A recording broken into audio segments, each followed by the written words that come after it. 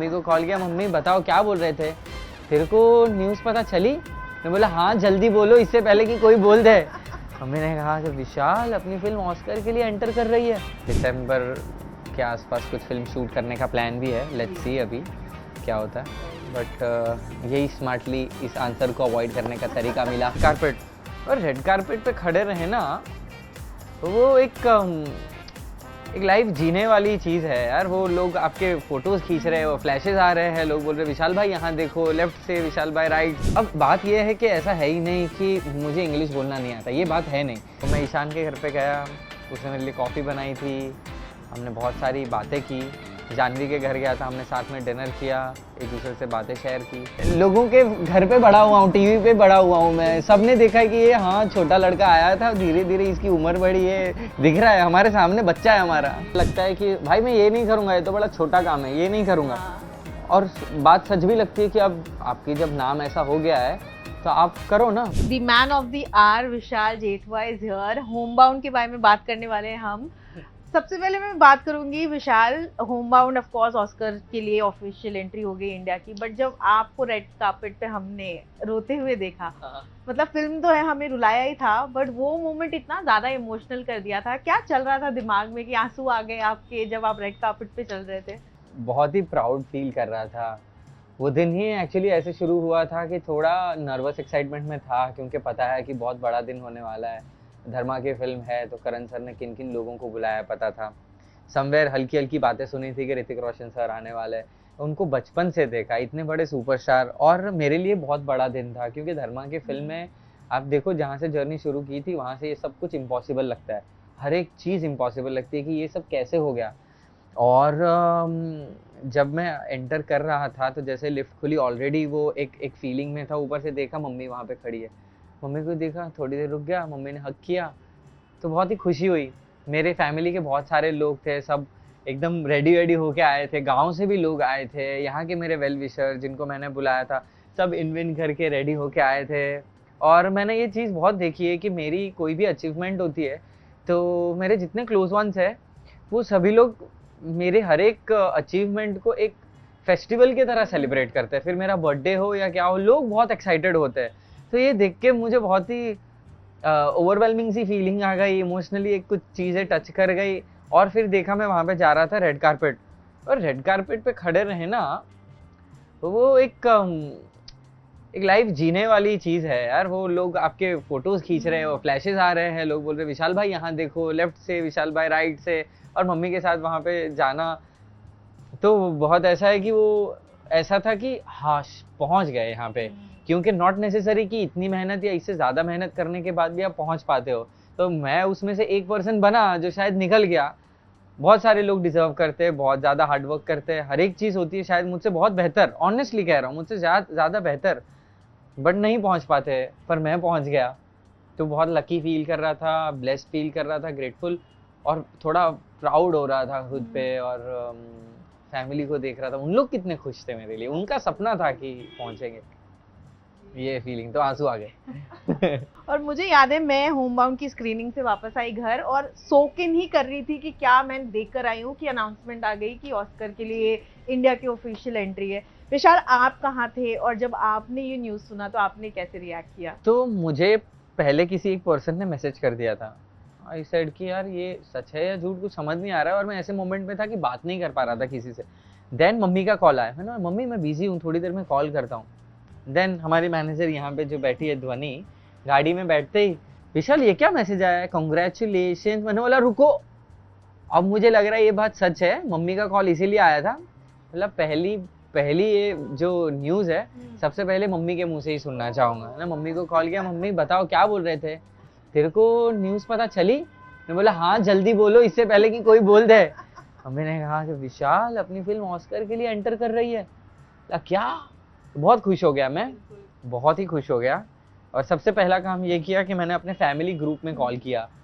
तो वहाँ पे 3-4 लोग, हम लोग जितने भी मेरे क्लोज वंस थे, हमने वीडियो कॉल पे बात की। और फिर हमारी फिल्म के रिलेटेड हर एक लोगों को कॉल किया।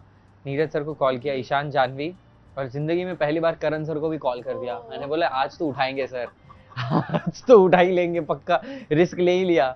उठाया, बातें की, और बस वही है, उस दिन मेरे को बहुत रियलाइज हुआ ये बात कि आपकी कुछ खुशी का दिन आए तो आपको सेलिब्रेट करने के लिए लोग चाहिए। लोगों के बिना आप क्या सेलिब्रेट कर पाओगे? मतलब खुशियां बांटने से बढ़ती है, और अपनी फैमिली ना हो तो मतलब कितनी ये बात है कि यार आप खुशियां अब क्या बोलते हैं गुजराती में, खुशी माणी ना सका, ऐसा कहते हैं कि मतलब खुशियां जी ही नहीं पाओगे आप जब तक आपकी फैमिली नहीं है। तो क्या मतलब ऑस्कर के लिए फिल्म ऑफिशियल एंट्री की है फिल्म ने, और मैं अकेला हूँ तो मैं क्या करूँ, मतलब किसको बताऊँ?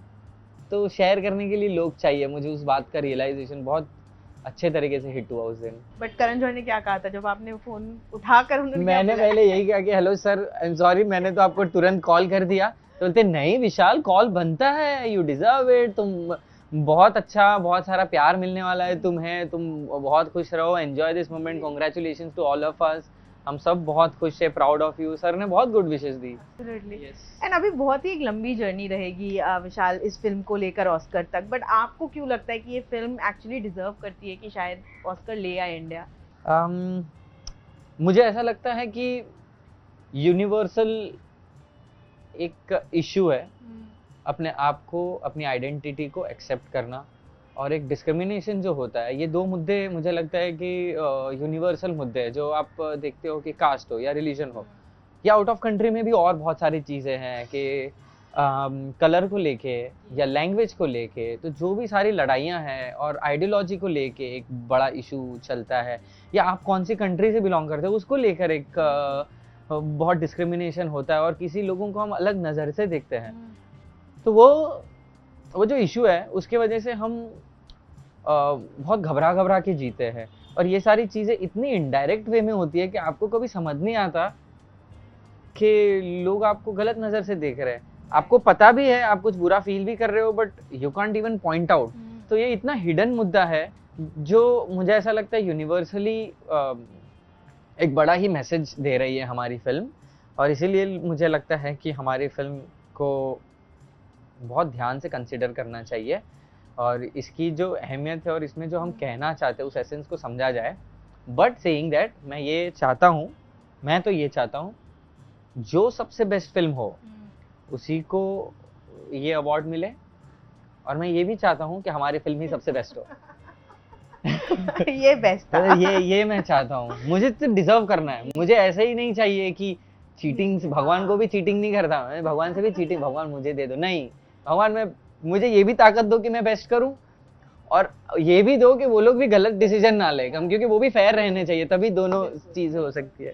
बट आपने कई इंटरव्यूज में कहा है कि जैसे इंग्लिश नहीं आती थी तो आपको ये डर रहता था कि मुझे लोग एक्सेप्ट करेंगे कि नहीं, बट सोसाइटी या शायद ही इंडस्ट्री ने कभी आपको जज किया है विशाल, या शायद ये सिर्फ आपके दिमाग में था? नहीं, मुझे ऐसा लगता है ज्यादा मेरे दिमाग में ज्यादा था, क्योंकि इसी तरीके से लोगों को देखा है ना, जो भी बड़े स्टार्स या जो भी बड़े एक्टर्स या वैसे लोग जिनकी अपब्रिंगिंग इस माहौल में रही है, वो नेचुरली इंग्लिश में बात करते हैं, वो लोग ट्राई नहीं करते।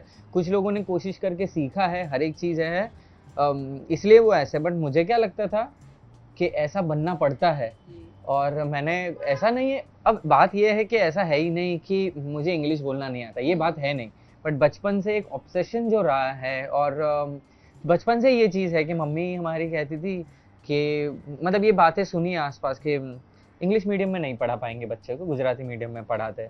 तो हमको लगता था इंग्लिश बड़ा, गुजराती छोटा, हिंदी छोटा, और कुछ ऐसे भी होता है कि एक लड़का और लड़की है, तो हमारे फैमिली में कुछ ऐसे लोग हैं, लड़के को इंग्लिश मीडियम में डाला है, लड़की को गुजराती मीडियम में पढ़ा, क्योंकि वो थोड़ा चीपर है।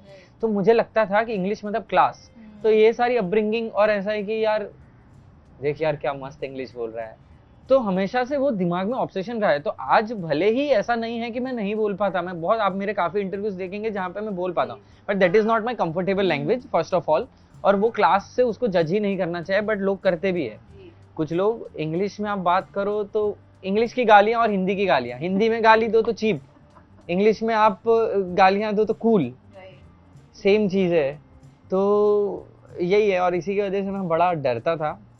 बट एक बात तो ज़रूर है कि मुझे अपनी लैंग्वेज पे बड़ा प्राउड है, और मैं एज इंडियन मैं हिंदी में बात करना पसंद करूँगा।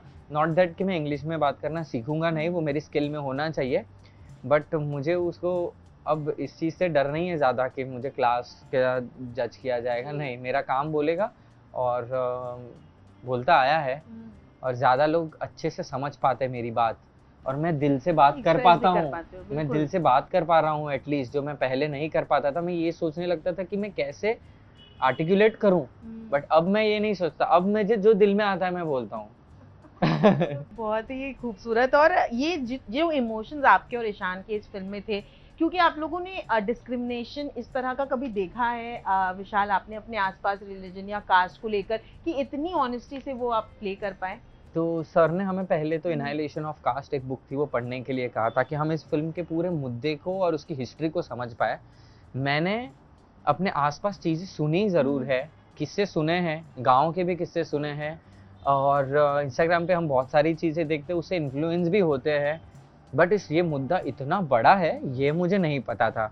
तो वो फ़िल्म के बाद ही मुझे पता चला और इनफैक्ट जब फ़िल्म ख़त्म हुई और जब मैं ज़्यादा फ़िल्म को देखने लगा, तब उसके बारे में बातें करके और ज़्यादा गहराई से मुझे समझ में आने लगा।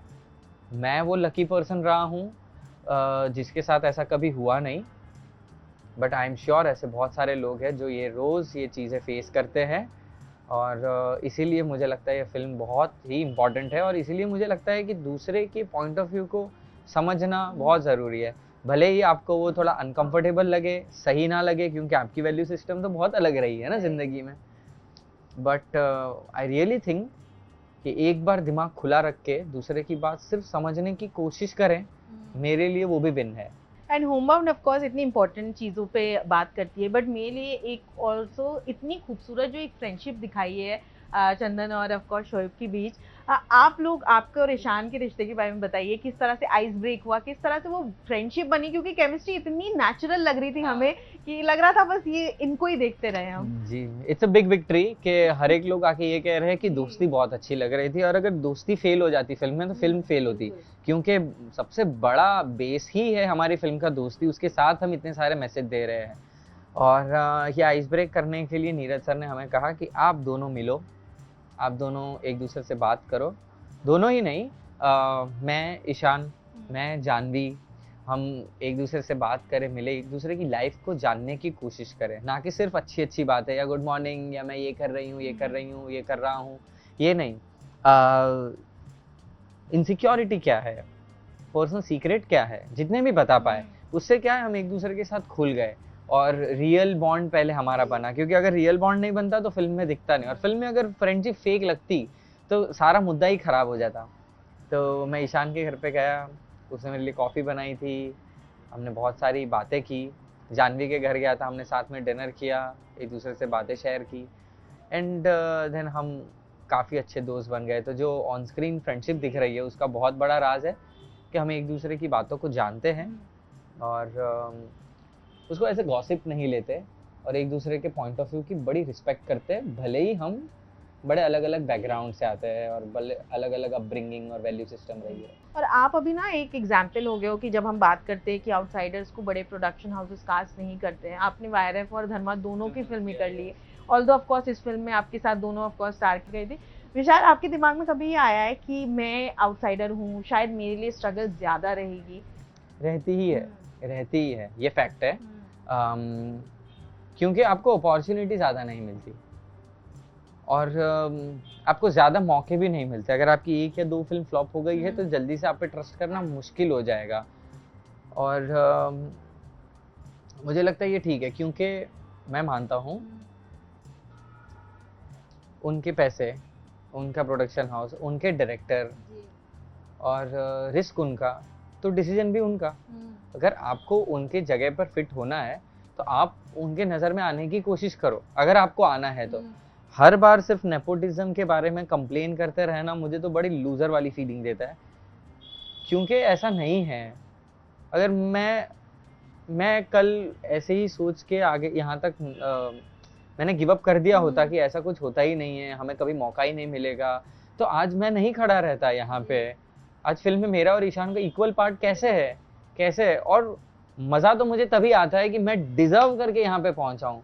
मुझे किसी का कॉल नहीं आया कि विशाल तुम ये इनको मिलो, वो आपको कास्ट करेंगे, वो आपके साथ काम करना। मुझे ऐसे कॉल नहीं आए, मैंने तो मर्दानी किया और मैंने तो 14-15 साल काम किया था और मैं तो जाना ही जाता हूँ अपने सिर्फ काम की वजह से। इसके अलावा मेरा क्या नाम है, मतलब कौन कहता है कि विशाल जरवाल, अरे यार मोस्ट हैंडसम, ऐसी बातें नहीं होती। अभी वो अच्छे कपड़े पहनते तो कमेंट्स आ जाते हैं ना, तो मैं तो अपने काम की वजह से ही जाना जाता हूँ। और मुझे बहुत अच्छा लगता है कि मैं जहाँ पे हूँ वो मैंने अर्न किया है और मैं उतना डिजर्व करता हूँ, तब जाके मिला। अब मुझे उसके बिना ही मज़ा नहीं आता। तो मेरा तो ऑडिशन हुआ, मैंने तो काम किया, तब मज़ा भी आता है कि अब क्रैक किया और अपने आप पे रात को आईने में देख के प्राउड होता है कि yes we could do this. But set पे एक डिफरेंशिएशन होता है या आप एज एक्टर्स आपकी एक इक्वल वैल्यू होती है सेट पे? जो ईशान जाह्नवी वो लोग अपने एंड से कभी नहीं करते, बट आसपास के लोग जिस हिसाब से उनको इम्पोर्टेंस देते हैं, उनकी बातों को मानते हैं, जिस हिसाब से सुनते हैं, उसमें फ़र्क आपको ज़रूर महसूस होता है। बट वो होना ही है, इट्स ओके, वो होना ही है, कोई बात नहीं। और मुझे उससे इनसिक्योरिटी फील नहीं होती। मुझे ऐसा लगता है कि वो मांग नहीं रहे, उनको मिल रहा है। और उसके वजह से अगर ईशान या जाह्नवी बदल जाए तो मुझे दिक्कत होगी, क्योंकि आप लोग तो मेरे दोस्त हो, वो नहीं बदलते हैं, वो मेरी उतनी ही रिस्पेक्ट करते हैं, उतना ही मुझे इन्वॉल्व रखते हैं। और लोग तो कहेंगे ही, वो है ही, क्योंकि मीडिया भी आप देखना, उनकी ज़्यादा अगर वीडियोस वगैरह करे, क्योंकि उनको पता है उससे ज़्यादा व्यू आने वाले हैं, क्योंकि ऑडियंस उनसे ज़्यादा अट्रैक्ट हो रही है। आप उन्हीं पे मीम भी बना रहे हो, आप उन्हीं की तारीफ भी कर रहे हो, तो लोग उनको अटेंशन देंगे ही और मुझे भी देंगे। मुझे अपने हिस्से का मिल ही जाएगा, मुझे कोई डर नहीं है, दो जिसको जितना बट मैं वही बोल रही थी विशाल, अच्छे काम से ऑफ कोर्स कैरेक्टर्स तो आप मिलेगा, बट आपको लगता है ये फर्क भी कहीं ना कहीं शायद हट सकता है या ये फर्क हटेगा ना, क्यों नहीं हटेगा ना, क्यों नहीं हटेगा। आप कोई एक नए स्टार किड को और शाहरुख खान सर को आप एक फ्रेम में रखो, शाहरुख खान सर कहाँ किसी स्टार के बेटे हैं, तो आप शाहरुख खान सर के पास ही जाओगे ना, क्यों, उन्होंने वो अर्न किया है। तो हाँ, मुझे ऐसा लगता है कि वो समय आ जाता है, कोई टेंशन नहीं है। बस रोते बैठ गए कि अरे नेपोटिज्म और आपको काम नहीं मिलेगा, कभी आपको अपॉर्चुनिटी नहीं मिलती, उस बात को रोना नहीं है। I take it as a fact, ये ऐसा ही है और इसी के अंदर आपको प्रूव करके दिखाना है, तब तो लोग मुझे आज होप बोल रहे हैं जी। मेरे दोस्त, और मैं अपने खुद के फीलिंग के बारे में बता रहा हूँ, मेरे दोस्त मुझे आज बोलते हैं कि विशाल तू हमारे लिए होप है। वो कैसे बोल पाते हैं? सिर्फ इसलिए नहीं कि अच्छा काम हो गया और फिल्म मिल गई, ऐसा नहीं है। इतने सारे रिजेक्शन और फेलियर के बाद भी यहाँ पे टिके रहना, पेशेंस रखना, रोज़ फिर भी अपने काम पे ध्यान देने की कोशिश करना, रोना आए, सेल्फ डाउट आओ, सब कुछ होने के बाद भी जब आप बनते हो, उसको बोलते हैं एक्टर। एक्टर का मतलब सिर्फ ये नहीं है कि आप अच्छा काम करते हो। इतना अनएम्प्लॉयड प्रोफेशन है हमारा, आपको नहीं पता है कि आप 6 महीने के लिए घर पे बैठने वाले हो, और कहीं ऐसा भी हो जाता है कि 3 महीने में इतने ऑफर आ रहे हैं कि आप एक काम भी ढंग का नहीं कर पा रहे, मतलब इतना काम भी आ जाता है कभी कभी। उसके बाद जब बनते हो, उसके लिए फोटो खिंचाते हैं, नॉट बिकॉज कि आप सिर्फ अच्छे एक्टर हो, है ना। मुझे ऐसा लगता है कम से कम। चल, जब भी आप कोई कैरेक्टर प्ले करते हो ना, एक आप अपना पार्ट उस कैरेक्टर को दे देते हो और उससे कुछ लेकर जाते हो। तो अगर क्या विशाल का था जो आपने चंदन को दिया और चंदन से क्या लेकर आए? मैंने अपना क्या दिया, मुझे ऐसा लगता है कि अपना पूरा जिंदगी भर का जो एक्सपीरियंस था, दोनों तरीके से, एज एन एक्टर और एज अ पर्सन, वो मैंने दोनों फिल्म में डाल दिया। उसमें बहुत अलग अलग किस्से होते हैं, अपने आप को एक्सेप्ट करने से लेकर फैमिली के साथ जो मेरा रिलेशन है, वो सारी चीज़ें मैंने अंदर डाल दी। क्योंकि जब किरदार करते हैं तो वो 2 महीने के वर्कशॉप आप नहीं डालते हो अंदर, जीवन भर का एक्सपीरियंस। आज मैं अगर आपके सामने बैठ के बात कर रहा हूँ तो ये ऐसा नहीं है कि मैंने इंटरव्यू के लिए जो प्रिपेयर किया था सिर्फ वही बोल पा रहा हूँ, मैं तो जीवन भर का एक्सपीरियंस आपको बता रहा हूँ। तो मैंने वही किया, मैंने अपना पूरा एक्सपीरियंस डालने की कोशिश की। और मैंने चंदन से ये लिया कि मुश्किल है खुद को एक्सेप्ट करना, बट आप एक्सेप्ट करो खुद को और वो आपकी ज़िंदगी आसान करता ही है। और क्या याद है, अगर मैं आपको लेकर जाऊं वापस, जब शायद होमबाउंड ऑफर हुआ या आपने ऑडिशन दिया, सो वो मेमोरीज क्या है अभी? टफ था। जैसे मर्दानी 2 के बाद अगर कोई ऑडिशन क्रैक करना टफ था तो वो ये था।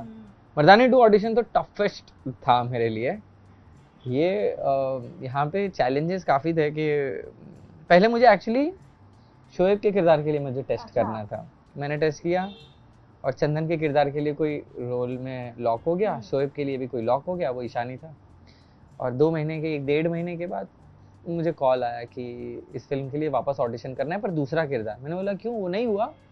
दे सेड कि नहीं। और मैंने सोचा देखिए एक बार तो मौका चला गया, इस बार मौका जाने नहीं देना चाहता। आप जितनी बार ऑडिशन करना है करिए, आपको जितना अच्छा, जितना मुझे वर्कशॉप लेना है लीजिए, पर मुझे छोड़ना नहीं है प्लीज़। आप प्लीज़ ध्यान देना। ऐसे ओके, उन्होंने हाँ तो बोल दिया और मैंने फिर पूरी कोशिश की। मुझे पता था कि एक डायलेक्ट चाहिए, एक यूपी और वैसा एक्सेंट चाहिए। किसी को कॉल किया, मैंने बोला जो ऑडिशन में भी मैं एक्सेंट लेके जाऊंगा। कपड़े लेके गया 3-4 जोड़ी जो मेरे पुराने कपड़े थे, और मन्नतें मांगी बहुत भगवान को। एक गांव में हमारे माता का मंदिर है, भगुड़ा में मोगल माँ का मंदिर है, वहाँ पे मैंने मन्नत मांगी। मर्दाने के समय भी मांगी थी, पूरी हुई। यहाँ पे भी मांगी, पूरी हुई। मैनिफेस्ट किया, मेडिटेशन किया, डायलॉग याद किए, प्रैक्टिस की।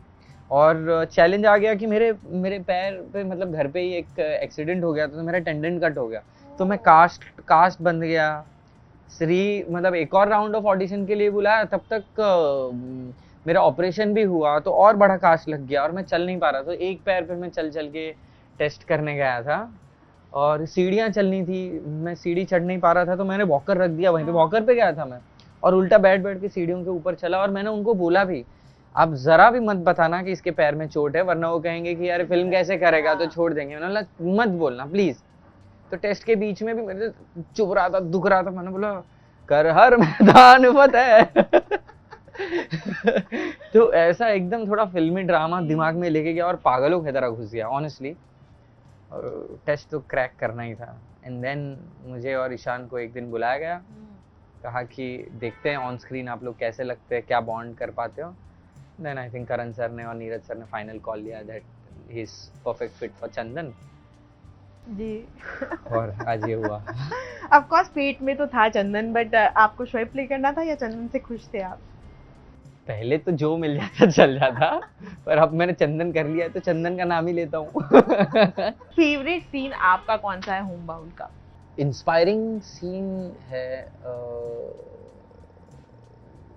जहाँ पे शोएब, नहीं मैं आपको, अच्छा मैं अभी सीन थोड़ा सा आगे पीछे कर रहा हूँ, 2 है वैसे। इंस्पायरिंग में बता रहा हूँ। एक सीन है जहाँ पे शोएब अपना गांव छोड़ के मेरे पास आ जाता है। आधी रात को दरवाज़ा खटखटाता है और दरवाज़ा खोलता हूँ मैं देखता हूँ ये कैसे यहाँ पे आ गया। इससे पहले हम दोनों की अनबन थी, वो बिना बोले मेरे पास आ गया। वो सॉरी नहीं कहता और मैं सॉरी मांगता भी नहीं हूँ, और हम एज ए फ्रेंड जैसे थे वैसे के वैसे वापस हो जाते हैं। तो इतना ब्यूटीफुल फ्रेंडशिप का सिग्नेचर है वो, कि दोस्ती में no sorry no thank you, हम कभी भी सॉरी थैंक यू नहीं बोलते। और मुझे ये भी धीरे से रियलाइज हुआ कि वो सॉरी नहीं बोलता, बट मैं कभी उसका एक्सप्लेनेशन भी नहीं मांगता कि तूने मेरे साथ ऐसा क्यों किया, तूने मेरे साथ, हमारी फाइट भी नहीं होती। तो इतना सुंदर है फ्रेंडशिप का एग्जाम्पल। और उसके बाद मेरा जो विजडम चेंज होता है, जहाँ पे मैं वो क्रिकेट के जरिए, क्रिकेट की बातों में उसको लाइव समझाता हूँ कि ये बॉल जो पड़ी है वो जमीन पे पड़ी, उसका कोई मोल नहीं है। जब बॉल का वजूद ही तब है जब आप उसको फेंको और किसी को आउट करो, या बॉल जब हवा में उड़ेगी तब उसका वजूद है। तो तू वो बन, तू पड़ा मत रहे। तो वो मुझे बहुत इम्पोर्टेंट और इंस्पायरिंग सीन लगता है। और कौन सा परफॉर्म करने में सबसे मजा आया था शायद, या सबसे ज्यादा? अरे डिफिकल्ट मुझे ये लगा था, जो सबसे दिखने में आसान सीन था, जहाँ पे मैं और शोएब हम दोनों बैठे हैं, अपना रिजल्ट देख रहे हैं, और रिजल्ट में मैं पास हो जाता हूँ। और मुझे ऐसा लगा कि एक ही सीन के अंदर जब आपको डरना भी है कि क्या हो गया, एंग्जाइटी है, और उसी सीन के कंटिन्यूअस में आपको ट्रांसफॉर्म करना है अपना पूरा फीलिंग टू हैप्पीनेस। और वो भी कैसी हैप्पीनेस जो मैंने जिंदगी में कभी जी नहीं है। मुझे पता ही नहीं है कि पास होना और बड़ी एग्जाम क्रैक करना कितना इंपॉर्टेंट है। तो वो एक्टिंग करना मेरे को कोई उसका बेसलाइन नहीं मिल रहा था। तो वो ईशान ने मुझे पुश किया, ये पास हो गया, और वो उसमें मैंने सपोर्ट लेके काम कर दिया। और तो फिर सैड भी होना है कि वो नहीं हुआ। हाँ, वो 3-4 चीजें एक साथ थी। तो वो ध्यान से नोटिस करोगे तो रियलाइज होती है कि वो डिफिकल्ट है। एंड नीरज के साथ काम करना कैसा लगा, क्योंकि 10 साल बाद वो फीचर फिल्म बना रहे थे, उनकी खुद की भी एक एक्सपेक्टेशंस थी, स्पेशली क्योंकि ये दलित की स्टोरी थी, तो कहीं ना कहीं उनके ऊपर बहुत प्रेशर था, बट वो प्रेशर आप पे आ रहा था कहीं ना कहीं, या एक फ्री फ्लोइंग डायरेक्टर थे वो? नहीं, इट इज मिक्सचर। तो सर आपको सीरियस करने के लिए हर एक चीज बताएंगे, और एक्चुअली हम सब सीरियस थे। देखिए हम फिल्म में हम आए हैं, मेरे लिए तो इसलिए भी सीरियसनेस ज़्यादा थी क्योंकि बड़ी अपॉर्चुनिटी थी मेरे लिए। तो सर का ये है कि वो चाहेंगे कि आप इसकी डिटेल तक जाएं और कैरेक्टर को सिर्फ ऊपरी तौर पे ना परफॉर्म करें, आप किरदार को जीने की कोशिश करें। तो मैंने तो डेफिनेटली वही किया जो सर ने कहा, उससे ज़्यादा मैंने कुछ नहीं किया। आदित्य चोपड़ा सर ने मुझे एक बात कही थी कि surrender yourself to the director. Gopi sir को सरेंडर कर दिया था मैंने, सर जो कहते थे वो करता था। सर बोले कि दिन है, हाँ दिन है, रात है, रात है। मैं पागल होने के लिए और अपने आप को खो जाने के लिए रेडी था, क्योंकि मुझे पता था कि ये मेहनत सिर्फ अभी करनी है, उसके बाद लाइफ ठीक हो जाएगी। यहाँ पे भी मैंने सिर्फ इतना ही किया, और सर ने जो कहा वो किया। एट द सेम टाइम अपने जीवन के एक्सपीरियंस डालने की कोशिश की, और सर की बातों पे ट्रस्ट इसलिए भी था क्योंकि उन्होंने चंदन की जर्नी जी है। तो मैं जितना चंदन को आज समझ भी पाया हूँ, सर बहुत साल उसे जी चुके हैं, मैंने सिर्फ कुछ समय के लिए किया है। तो आज भले ही मुझे सिर्फ चंदन का रोल ही समझना था, बट तब भी मैं चंदन को उतना नहीं समझ पाऊंगा जितना सर समझ पाए हैं, क्योंकि वो उनकी जर्नी है। कॉम्प्लीमेंट तो मुझे बहुत ही अच्छा है। अभी मुझे एक कॉम्प्लीमेंट आया था, इससे बहुत अलग है, जस्ट आपने कॉम्प्लीमेंट की बात की तो मेरे परफॉर्मेंस को लेके एक कॉम्प्लीमेंट आया था, और इतना अनकंफर्टेबल था वो एक्सेप्ट करना। किसी ने एक मीडिया पेज था, उसमें किसी ने लिखा था विशाल जेठवा नेक्स्ट इरफान खान। वाओ। तो मैं अनकंफर्टेबल हो गया बहुत ज़्यादा, सुन के बहुत अच्छा लगा मुझे कि लोग इतना मुझे इस नज़र से देखते हैं, बट ये कैसे एक्सेप्ट कर ले, क्योंकि हम तो उनके 1 या 2% भी नहीं है, और उतना भी बन गया तो मैं तो अपने आप को ग्रेट आर्टिस्ट मानूंगा। और हाँ, तो ये कॉम्प्लीमेंट बहुत ही सुंदर कॉम्प्लीमेंट मिला था मुझे। बट ये सारी कॉम्प्लीमेंट विशाल, कहीं ना कहीं एक डर भी हो जाता है कि आप पे अब एक्सपेक्टेशन है, अब लोग आप जब भी कोई भी प्रोजेक्ट करेंगे वो एक्सपेक्ट करेंगे, उससे कहीं ना कहीं लगता है कि मेरे शोल्डर्स पे एक नई रिस्पॉन्सिबिलिटी आ गई है। लगता तो है, और थोड़ी हद तक मैं रिस्पॉन्सिबिलिटी लेना भी चाहता हूँ, और वो जो फियर है वो मुझे और अच्छा काम करने के लिए इंस्पायर करता है। तो जैसे मैं घर से निकलता हूँ, मेरे घर पे एक ट्रॉफीज का एक और अवार्ड्स का एक मैंने एक क्या बोलते हैं कैबिनेट या एक बनाया था, कांच लगाया है, और उसके ऊपर ट्रॉफीज वगैरह रखी है मैंने। तो जब मैं शूटिंग के लिए निकलता हूँ और उसको देखता हूँ, मुझे याद आता है कि यार इतने सारे लोगों ने मुझ पे भरोसा किया है, और इस रिस्पॉन्सिबिलिटी को लेके मैं आगे जाना चाहता हूँ। और हाँ, और मैं ये भी कोशिश करता हूँ कि मैं हमेशा एक सही इंसान भी बन के रहूँ। मुझे शानू मैम ने ये बात बताई थी, मैम का ये कहना था कि विशाल कल उठ के भले तेरी फिल्में फ्लॉप हो या तू कहीं अच्छा परफॉर्म ना कर पाए, मुझे कोई प्रॉब्लम नहीं है, बट मुझे कोई आके ये कहेगा कि विशाल अच्छे से बिहेव नहीं कर रहा है तो फिर मुझे बड़ा बुरा लगेगा। और वो बात मुझे धीरे धीरे रियलाइज़ हुई कि उन्होंने क्यों कहा था, मैं कितना इम्पोर्टेंट है, बहुत इम्पोर्टेंट है कि कब सर पे चढ़ जाए आपको पता नहीं। मुझे बहुत डर लगता है इस चीज़ से, बहुत डर लगता है। एंड स्पेशली आप यंग हो ना, तब हमें भी एक्चुअली ये डर लगता है कि अभी ये सक्सेस यंग आपके आसपास लोग इतना चढ़ा देते हो कि वो इम्पोर्टेंट हो जाता है कि वो आप रूटेड रहे, क्या गलत कर रहा हूँ पता ही नहीं चलता। और अभी ना हर तरीके की एडवाइसेस भी आपको आने लगेंगी कि आप इस तरह की फिल्म करो, उस तरह की फिल्म करो, तो वो अपने कोर पे भी ट्रस्ट करना इतना इम्पोर्टेंट हो जाता है कि मैं क्या चाहता हूँ अपने करियर, अपने लाइफ से। हाँ, ऐसा लगता है कि भाई मैं ये नहीं करूंगा, ये तो बड़ा छोटा काम है, ये नहीं करूंगा। और बात सच भी लगती है कि अब आपकी जब नाम ऐसा हो गया है तो आप करो ना, मतलब आप थोड़ा दिखाओ ना, आप करो ना अच्छा काम। आपको लगता है ये सच है, फिर आप कहीं ना कहीं कब बहक गए हो आपको पता नहीं है। और ये आर्टिस्ट का प्रॉब्लम है, इस चेयर का प्रॉब्लम है। ये जो चेयर आपको मिलती है वहाँ पे अभी मैं मुंह घुमाऊंगा, मतलब कॉफ़ी कौन सी चाहिए, 5 ऑप्शन दे देंगे, सब कुछ दे देंगे, तो आदत पड़ती है, बहुत ख़राब आदत पड़ती है ये ट्रीटमेंट लेने की। बट यू नो रियलिटी ये नहीं है। रियलिटी तो घर पे आपके 50 पॉट दादा नहीं घूम रहे घर पे तो मम्मी पंखा साफ करा दिया आपसे यही बोलने वाली थी कि मम्मी तो कान पकड़ के ठीक कर ही देंगी अगर कुछ हुआ फिर तो। ये अंदर रख, क्या ये क्यों किया तूने, कितने बजे उठ रहा है एंड टेल मी विशाल, आपने ऑफ कोर्स बात की है कि सिंगल मॉम के साथ एक जर्नी रही है आपकी, कितना बचपन के बारे में क्या याद है और आज जब देखते हो तो किस तरह का एक फैमिली स्ट्रगल किस तरह का रहा है आपका? मुझसे ज़्यादा स्ट्रगल और ज़्यादा हार्ड वर्क सेक्रीफाइस मेरी मॉम ने किया है। आज ये चीज़ें देखने के बाद मुझे ऐसा लगता है कि मॉम की जीत ज़्यादा है मुझसे। मैंने ये सारी चीज़ें की क्योंकि मुझे शौक था, मुझे अच्छा लगता था, हार्ड वर्क किया, वो सब कुछ तो है ही, बट मैं तो एंजॉय भी कर रहा था अपना काम। बट मम्मी को वो सारे समय देखने पड़े जो उनको नहीं भी करना था और करना पड़ा, तो उनकी एक बड़ी विन लगती है मुझे।